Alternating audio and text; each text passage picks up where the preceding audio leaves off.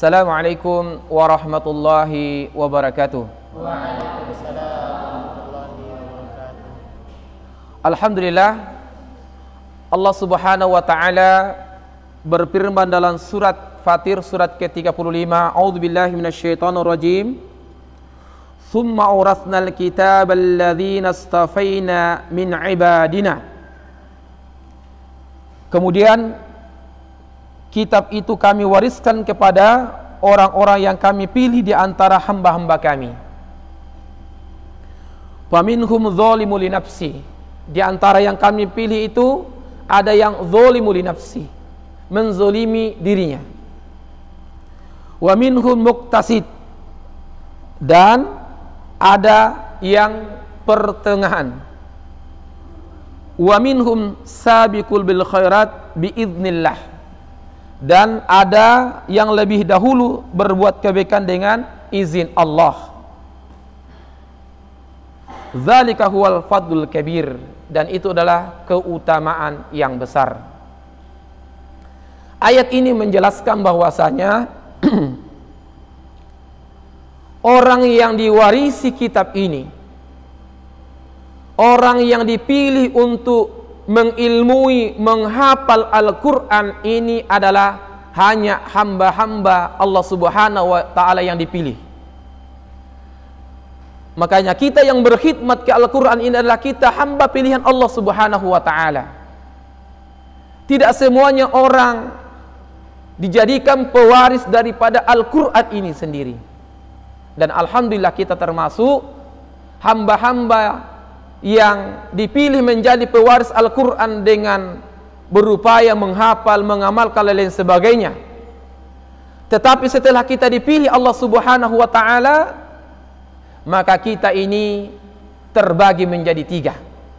Kita semuanya di Ramadan ini adalah membaca Al-Quran, tetapi tetap digolongkan pada tiga golongan. Golongan pertama disebutkan di dalam Al-Quran ini adalah ada orang, dia dengan dirinya, dia dengan Al-Quran adalah zalimu li nafsih. Ia menzolimi dirinya. Dia sudah dipilih tapi ia masih menzolimi dirinya, dikaitkan dengan dirinya dengan Al-Quran. Apa yang disebut zalimu li nafsi? Orang-orang yang sudah membaca Al-Quran tetapi ia masih melakukan, sangat sedikit melakukan kewajiban-kewajiban yang diperintahkan Al-Quran, dan masih melakukan sebagian daripada apa yang diharamkan Allah subhanahu wa ta'ala.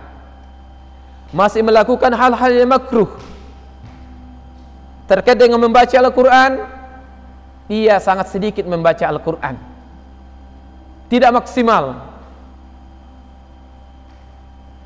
Padahal Allah subhanahu wa ta'ala telah memotivasi kita dalam bulan Ramadan ini untuk maksimal dalam membaca Al-Quran. Oleh karena itu kita berdoa kepada Allah subhanahu wa ta'ala agar kita tidak termasuk orang-orang yang telah Allah pilih pewaris Al-Quran, tetapi kita masih biasa melanggar daripada aturan dan isi Al-Quran itu sendiri. Masih sering melakukan yang subhat, masih kurang dalam melakukan yang wajib, masih terkadang melakukan yang haram. Inilah yang disebut zalimu li nafsi. Yang kedua, orang dengan Al-Quran, hamba yang telah dipilih dengan Al-Quran, tipe kedua adalah muqtasid. Muqtasid adalah mutawassitah. Dia bisa melakukan kewajiban-kewajiban. Ia melakukan apa yang diharamkan Allah subhanahu wa ta'ala, tetapi lakinnahu qad yatruku ba'dul mustahab. Ia kadang hanya melakukan yang wajib, meninggalkan yang dilarang. Tetapi ia sangat sedikit melakukan yang sunnah atau nawafil. Inilah disebut muqtasid, pertengahan. sesuai dengan standar. Oleh karena itu, ini mendingan dibandingkan dengan yang kedua. Yang selanjutnya, yang Allah puji dan kita berdoa termasuk hamba-hamba pewaris Al-Quran dan masuk golongan yang ketiga ini adalah as-sabiqu bil khairat biidznillah. Biidznillah, orang-orang yang melakukan di atas rata-rata biidznillah. Oleh karena itu kita dapat dan mampu melakukan hal-hal terkait dengan Al-Quran di atas rata-rata itu karena izin Allah Subhanahu wa ta'ala.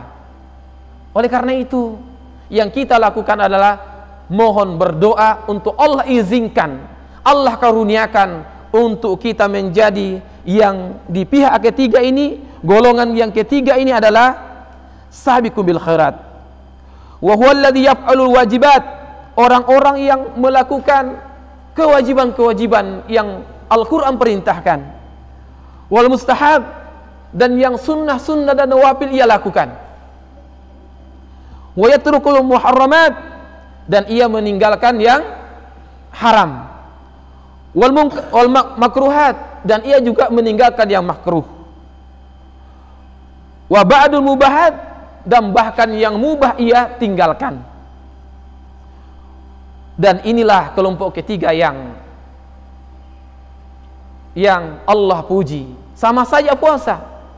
Ada orang puasa umum, hanya ia meninggalkan makan dan minum dan tidak berhubungan suami istri. Itu puasa orang-orang umum. Puasa yang kedua adalah khas.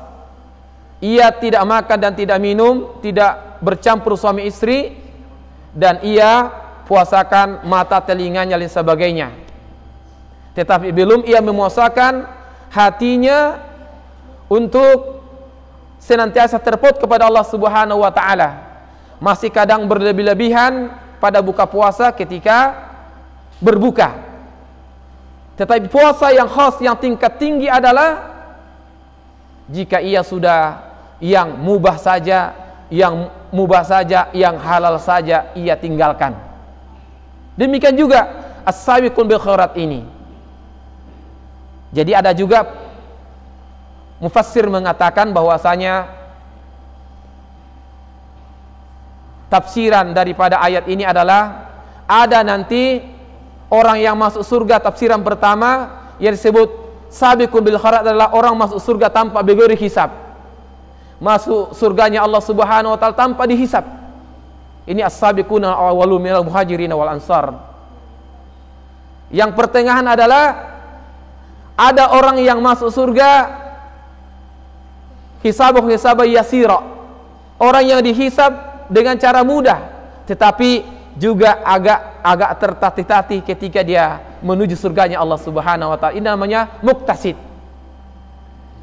Ada juga menafsirkan ayat ini, ada orang yang pertengahan, tidak juga yang pertama, tidak juga sabiqul bil khairat, tidak muktasid juga. Inilah disebut ashabul a'raf. Ashabul a'raf adalah orang yang lambat dan terakhir masuk surga karena imbang amal kebaikannya dan keburukannya. Ada kezaliman pada dirinya. Tetapi yang kita ambil daripada penafsiran ini adalah yang pertama, bahwasanya ada orang dengan Al-Quran telah dipilih Allah tetapi masih menzolimi dirinya. Dari segi bacaan, dari segi mengamalkan perintah dan larangan, ia masih belum maksimal. Yang kedua adalah muktasid.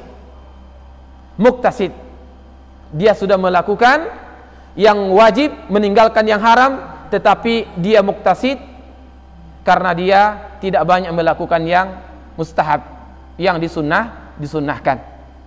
Dan yang terakhir adalah sabiqun bil khairat, orang-orang yang mubah saja ia tidak banyak melakukan, meninggalkan dia yang mubah, apalagi yang haram, apalagi yang makruh, apalagi yang subhat.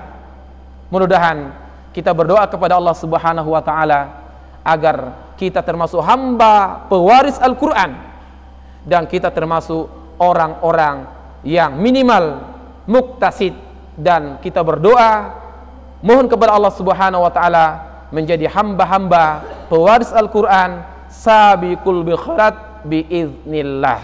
Maka semoga Ramadan ini kita maksimalkan untuk tadarrus, untuk memahami Al-Qur'an, membaca Al-Qur'an, agar kita dipilih Allah Subhanahu wa taala menjadi hamba-hamba ya sabiqun bil khairat biiznillah. Karena insyaallah pahalanya dan janji Allah Subhanahu wa taala telah menanti kita, itu surga Jannatun Na'im. Assalamualaikum warahmatullahi wabarakatuh.